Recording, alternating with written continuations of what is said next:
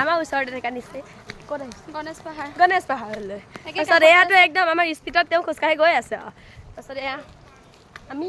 পিছফালে কি ধুনীয়া পৰিৱেশ ন ইমান ধুনীয়া লাগিছে পানী শব্দটো ইমান ধুনীয়া লাগিছে আজি হ'ল দেওবাৰ আমি গোটেইজাকে ভাবিলোঁ যিহেতু স্কুল আজি বন্ধ গতিকে আমি সৰু সুৰা এটা মিনি পিকনিক কৰোঁ গোটেই লগৰখিনি মিলি কথামতেই কাম তাৰপিছত গ'লোঁ আমাৰ ওচৰতে থকা গণেশ পাহাৰলৈ আৰু গণেশ পাহাৰলৈ যাবলৈ হ'লে পানী পাৰ হ'ব লাগিব গতিকে সকলোৱে পানী পাৰ হৈছোঁ শিল দি পাৰ হৈছোঁ গতিকে ইমানেই ভাগৰ লাগিছে মানে আৰু এইফালে ইয়াত দুটা বহি আছে সেইপিনে বাচন দিয়া প'জ দি আছে সেইপিনে হবিচাৰ বহি আছে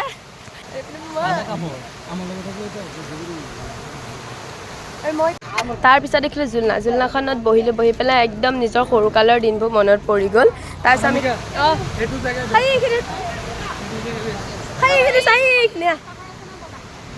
একদম পানী